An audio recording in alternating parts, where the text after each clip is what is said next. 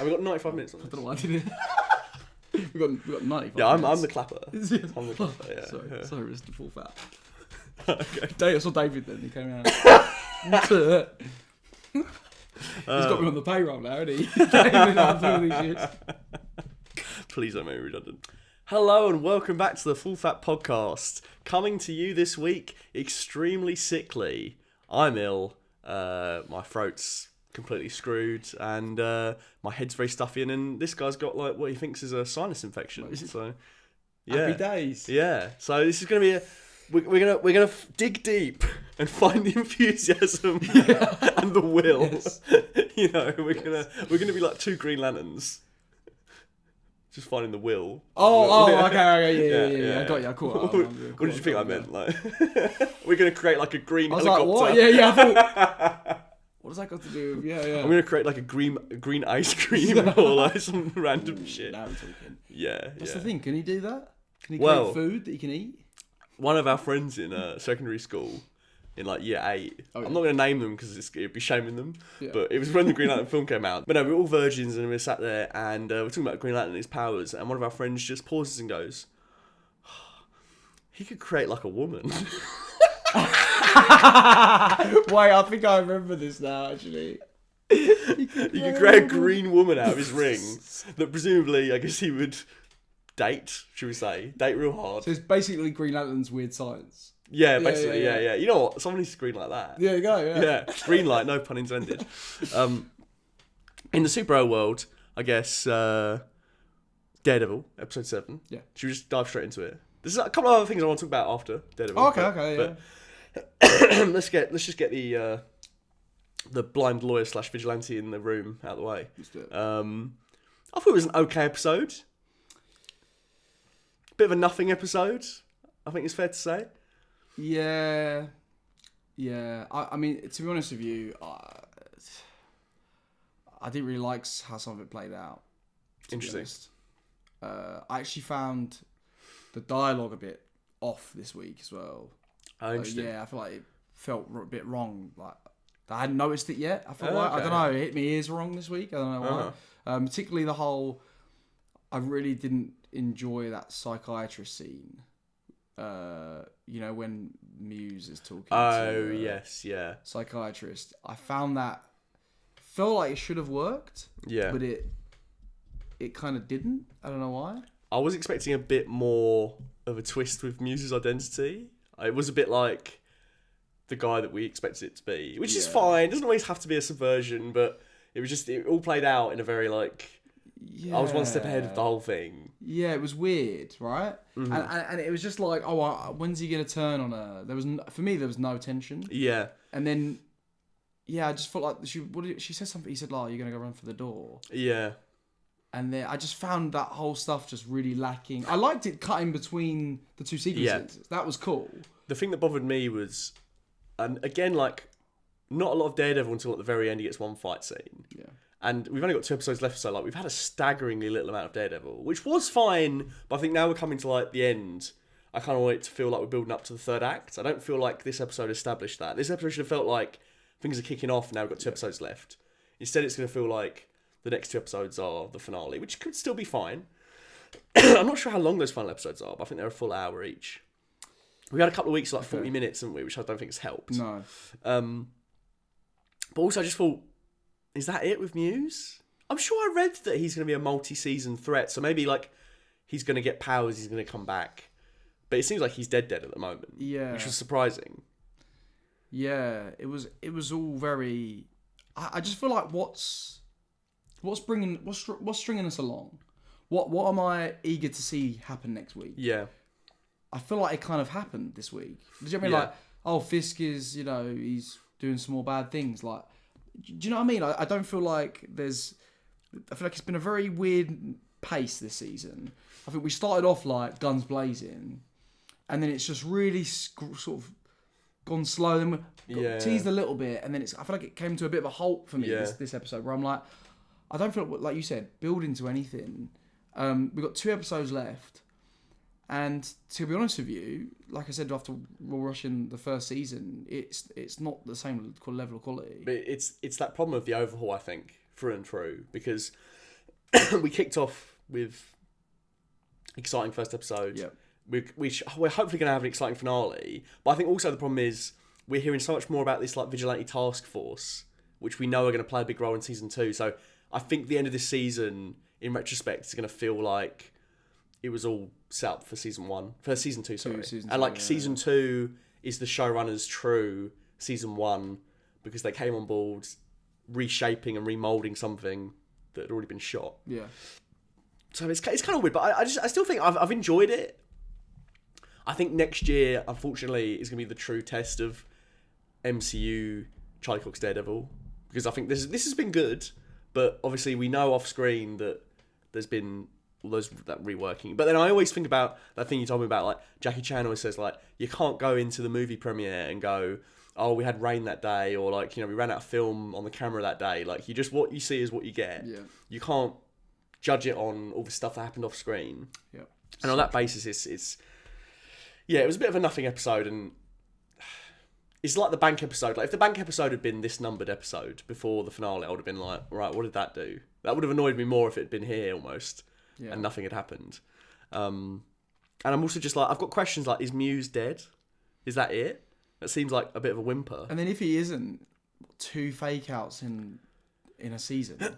Yeah. Fake death, sorry. Yeah. Like, I just wasn't... I really needed it to kick off this week. I really needed it to be like, okay, right, this is what we've been setting up. And I've just felt like all we can smell is the overhaul, I feel like. That's all I can... That's what I'm seeing. Punisher's pure reshoot fuel, isn't it? Because he just had one scene earlier in the season. Yeah. And now he's going to be in the finale, which was overhauled. Yeah. So he's basically never been in it. Yeah. It's a show that's at conflict with itself, it feels like. That being said, I do think... But I would say that is mostly the Daredevil stuff. I do think the Fisk stuff has still been pretty strong. Would you say that's true? I feel like that's still been some of the best stuff. Yes, I just, again, it's like, what is it building towards? Yes, like this I week, agree. Yeah. we've got Michael Gandolfini being a bit more nasty. He's learnt from him. I hope he doesn't leave at the end of this season, because I feel like, again, with him, it's all been set up. Yeah. I want him to be a multi-season arc, because we need more of that. It's not like Vic and the Penguin in The Penguin, where that all kind of felt like it wrapped up really nicely. Like, we've barely scratched the surface of some of these characters, so we need more. Also, again, like the therapist girlfriend character, I've completely blanked her name. If she had died this week, I would have felt like we barely got to know her as well. But at the same time, was it a bit of a cop out? Like, but then if Muse dies, I don't really want him to kill Daredevil's girlfriend, then we have no fallout of that. So there were so many layers of like, well, if this person dies, then that's going to be disappointing, but then I don't want this, but... So I think Muse should come back. I'm glad that she's not dead and that we can see where that goes a bit more. There was that interesting line where she was like, wearing a mask is being a coward. And we haven't unpacked that with her boyfriend, Daredevil, yet. Yeah, well, that actually... Yeah, it was an interesting line, but it's a bit on the nose. It hit wrong for me. Yeah, it was a bit on the nose. And it's like, every guy that wears a mask? That's convenient. Also, I feel like it kind of goes against what she's been kind of saying. Like, she wants to sit down and talk to these people. I just found her to call them cowards. And also just like her to build up the bollocks. When she was already, like, 1 minute she was crying because she was so afraid that she's in front of this serial killer who's killed all these people. Yeah. And then out of nowhere is like, you're a coward. It's interesting that you say that though, because she was really interested in interviewing Punisher. Yes. Who doesn't wear a mask. That's actually a good point. So maybe she thinks those kinds of vigilantes are more to be revered. And it's Daredevil that she thinks is a bit more of a coward. But will we delve into that? She does ask about Daredevil as well though, doesn't she? She does, but it's more like, can you get me the exclusive on Punisher? Yeah, that's true. Yeah. He's like, baby, I'm right here. Yeah. Of course, they got a bit of a shower nasty, didn't they, at the start? It's pretty saucy. Yeah, that's true. Yeah. What do you think? It didn't really add anything to the plot. No, it was there. I was just thinking, like, what was that for? Just to be like, remember, guys, these two love each other. I think that was just for Twitter, wasn't it? Just for the Charlie Cox stance. Yeah, it was weird. Yeah, and we're all for that stuff. Yeah, when it's right in the right. When it moves the story forward. Yes, exactly. What did it really move forward? No, it just was really strange. Yeah. Yeah. kind of like the dynamic, I guess, that, you know, she's just straight up shot him. And, you know, he has that whole conflict of, like, you know, not killing. Yeah.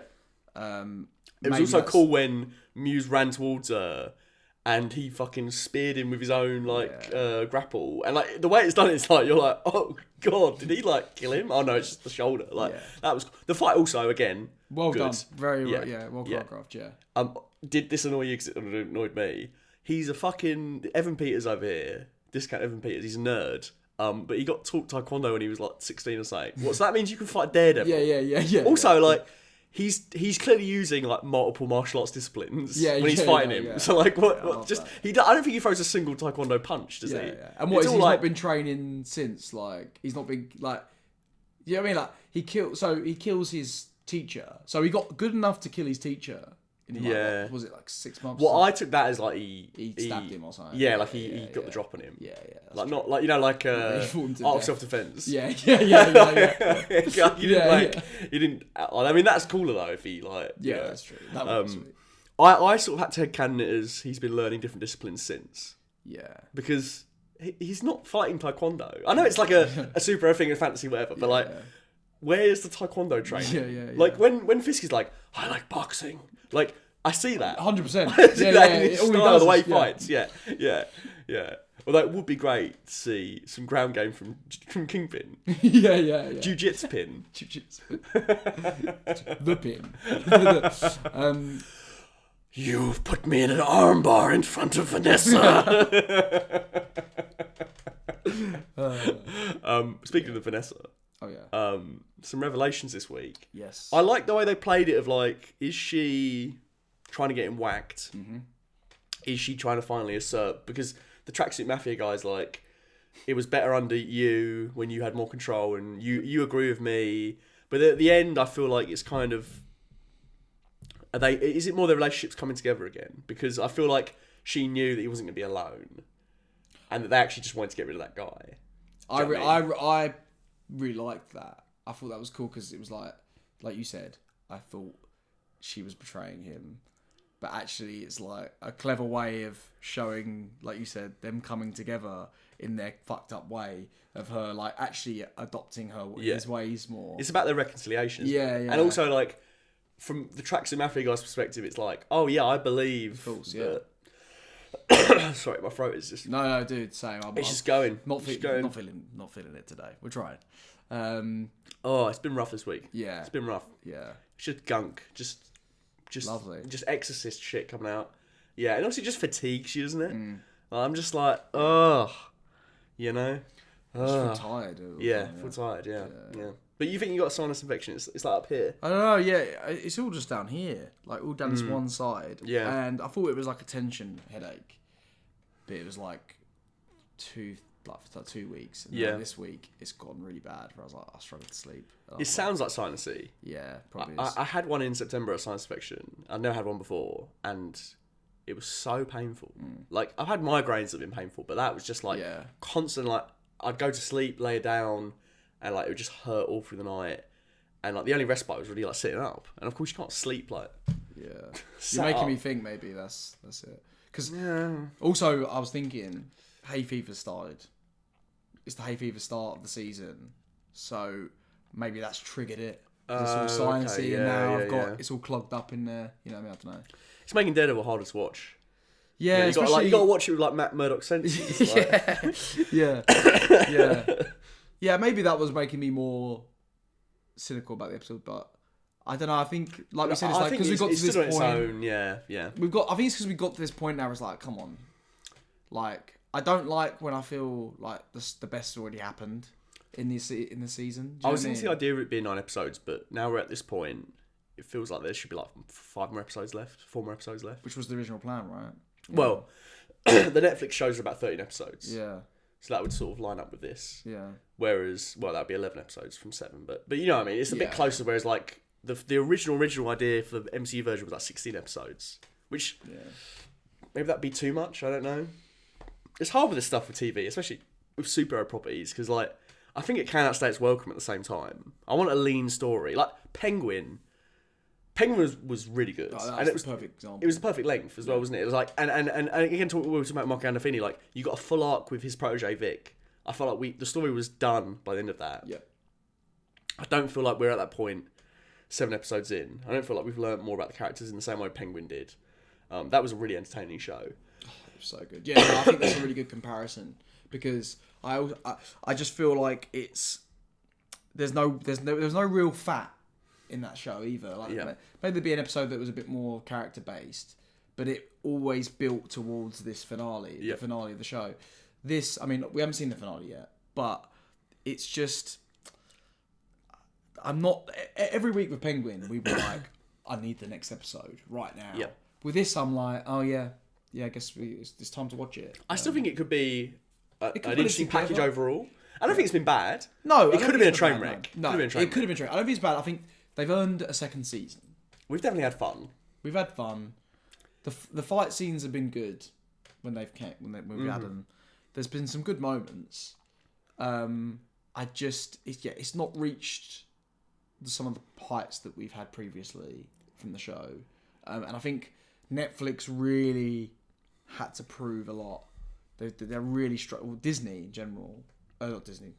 Netflix had to prove a lot of the time. Disney now have to prove even more. I feel like because this has already got an established fan base, and I feel like Disney, as we know, we've spoken about it a million times, they've not been performing their best lately.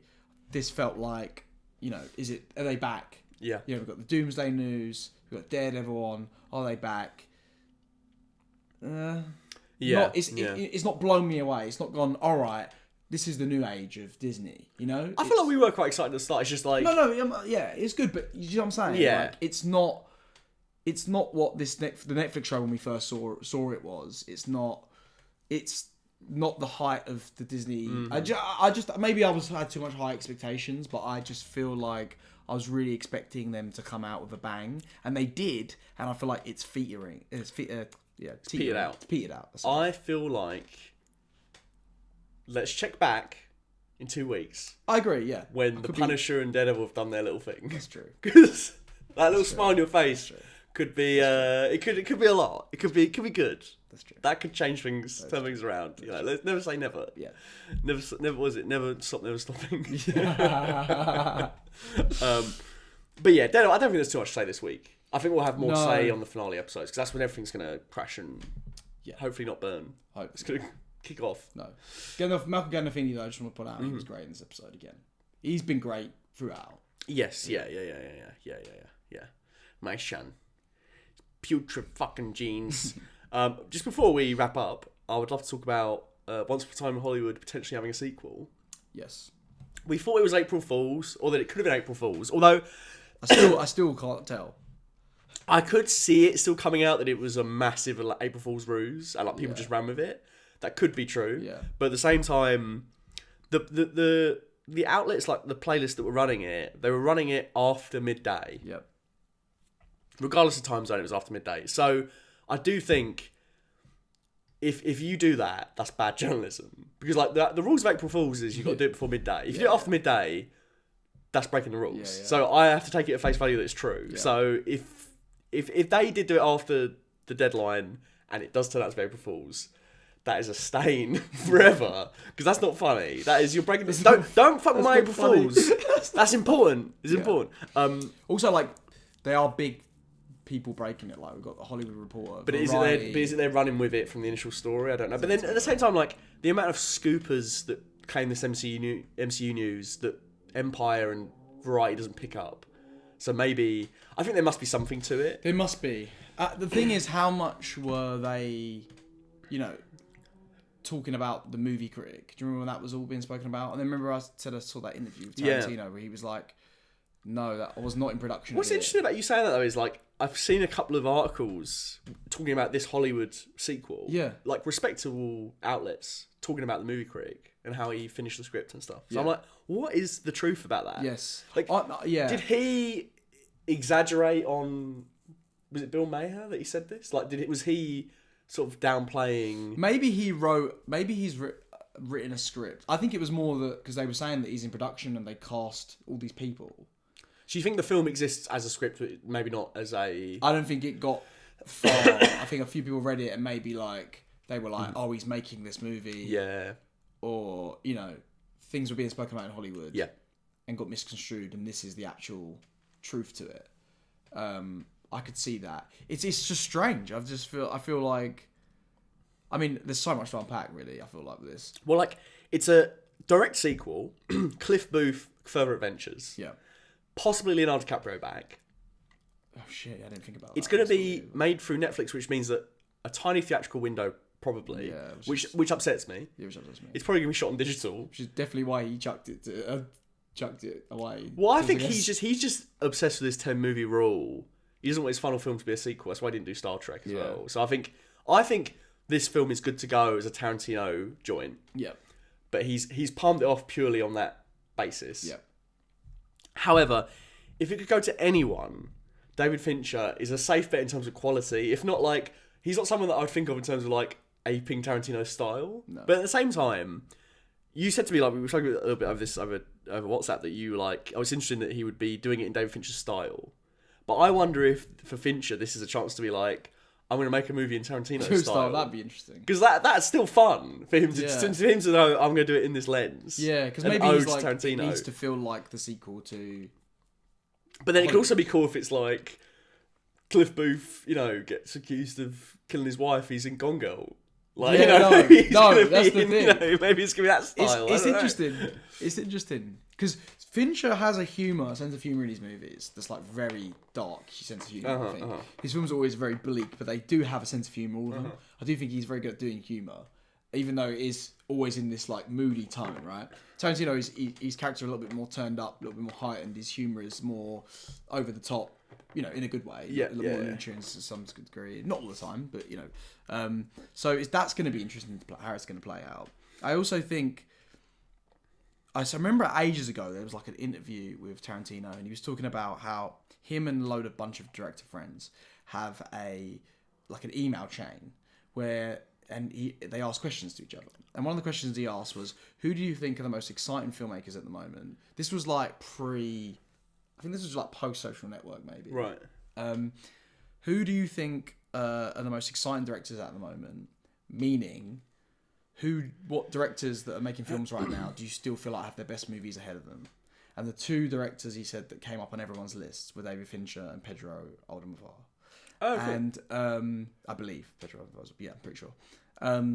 So already it's Tarantino approved to have Fincher. So that when I heard it was Fincher, I was like, that does make sense to have any working director right now. Yeah. He would give it to Fincher. I know he loves Nolan as well, but I don't think Nolan could do a Tarantino script. No, it's just because Brad Pitt has wanted to work again with Fincher, and apparently, according to the articles, he took it to Fincher and was like, and also it makes sense because Cliff Booth is one of his best characters. Yep. Of course he'd want to revisit that character. And if Tarantino's got the script sitting there, I apologise, and he's reading the script and he's like, amazing, then maybe he would want to try and just get the best guy he knows to make it. I think it could be good. And Fincher's not a writer-director either, so he needs the script. So it's like, it's an interesting combo. I think I agree with you. I think what's interesting about this is, we'll know from the first trailer is it going to be a Fincher? Is it going to be a Tarantino movie directed like a Fincher film, or is it going to be Fincher trying to do a Tarantino movie? Is it going to be Street Fighter X Tekken, or is it going to be Tekken X Street Fighter? Yeah. I mean, it's so literally. It's so interesting because, like, we could be in for like a true romance situation where it's like, it's a Tarantino movie, but it's also a Tony Scott movie. I like this as well, where it's like, at the start of his career, he did that and Natural Born Killers, where it's like, he gave scripts away. Yeah. And they got kind of reimagined a little bit with another director's kind of mood. Yeah. And now, at the end of his career, that's kind of happening again. Yeah. I would be hyped for him to just keep pumping out scripts to other directors. Yeah. That he trusts. Like, that could be cool. We could be in a cool era of Tarantino, like, still getting to pen things. And still getting him in that sense. Because I think he's doing anything he can to get around that 10-movie rule. Yeah. But do you know what? It's not even. Do you know what? It's not even that. I saw an interview of him recently. Someone filmed him at like Sundance. He gave a talk, but it wasn't actually filmed. It was like someone in the crowd, and he said a couple of things, and I watched it. And he said he was talking about his kids and playing with his kids, and he was talking about the action figures he bought his kids and all these stories. And they asked him about making another film, and I think it was Elvis Costello who was interviewing him, was saying like, "Come on, man, like this rule's dumb. Like we all want to see you making a movie." And he was like, "To be honest with you," he was like, "The state of the movie industry, I'm not happy where it's at. I don't know if I want to build the courage up to make direct another film again. It's a young man's game." He was saying it's a lot of energy, it's a lot of time put in. And the big thing he said was, when he wants to see Once Upon a Time in Hollywood, every film he ever makes, he goes all around the world and he watches it to its entirety, the film that he's made from beginning to end. That might be like 40 times that he watches it in all different countries or whatever. But he said in Once Upon a Time in Hollywood, the first time he was, I can't remember what country he said he was in, but it started for 10 minutes and he was like, I want to get some food. Let's go get some food. And he left. Yeah. And he said, that's the first time I've ever done that in my career. And I felt like when you're doing that, you got to get out. And he was like, when he said that, I was like, do you think maybe he wishes Hollywood was his final film? And I think and also it's like he can say it's 10, can't he, as well? Well, because of the two Kill Bill. If he can break his own thing. And also it's like, he keeps saying he wants to be a man of letters now. Him writing scripts for other people. He keeps talking about making a play, which apparently is his next thing, which he's working on right now. But the fact that he's gone, Fincher's directed it, it's mad, isn't it? Play thing, okay, yeah. I want to see him make some films. Yeah. Just before we head off, first off, like this video, subscribe, tell all your funny little friends, and next week we'll be doing Daredevil episode 7, the penultimate episode, and then the week after that, the finale and the start of Doc 2. Before we go, I just wanted to have a brief ode to Mr. Val Kilmer. My Batman Forever, my Heat, my Top Secret, my Kill Me Again. The sun rises and sets with him, man. Oh, damn. Iceman. What a guy. What a talent. That was one of those actors passing away that really hit me. Yeah. Saw it this morning and I was like, oh, man. Yeah, it's a real shame. Also, not only does he leave behind a massive body of work, some fantastic movies. Oh, some of our favourites. He's one of the greatest movies of all time. Ever, yeah. And his role in that movie is incredible. Yep. The most underrated Batman, I would argue. Oh, yeah. I love his Batman. I don't necessarily love the film. I think the film's fine. But I think he's a great Bruce Wayne, great Batman. I agree. Great John Dole, Kill Me Again. Yes, he's so good. I mean, one of the coolest characters in cinema history in Tombstone. Like, some of the greatest lines I watched that today in honour of him. Oh, no way. Doc Holliday. How awesome is he? Yes, he is absolutely awesome. So awesome. Dying of tuberculosis, he's still kicking ass. Yeah. He's sweet in that. He's got some cold lines. Very cold. So does Kurt Russell in that. Oh, yeah. It's great. It was one of those films I watched where I was like, every cut to a new character, I'm like, this cast. Paxton, Sam Neill, Michael Biehn. Fantastic movie. It's so much fun. Kiss Kiss Bang Bang. His character Gay Perry. That's one of the funniest Shane Black characters ever. Yeah, so funny. Hesitate to call me. You know what you'd find in the dictionary? The idiot. What, a picture of me? No, the definition of idiot, which you fucking are. That's a great line. Also, just the physical comedy of Val Kilmer when I can't remember what he says as he's walking across the dance floor, and a woman off screen says "fuck you" and throws a bottle at him, and as he's walking towards Drop Down Junior, he just goes, "Oh yeah," and dodges it, and then just keeps on. Fantastic. Yeah. One of the greatest comedies of all time, Top Secret. I mean, you mentioned it, but I just want to give it. Fruity. Right, he's so good. Is he literally Elvis in that, or like an Elvis proxy in that? Yeah, I can't remember now. Because he's literally Elvis in True Romance. Yes. Great Elvis. Underrated Elvis. Yeah. Underrated Batman, underrated Elvis. We don't even see his face, he's so good.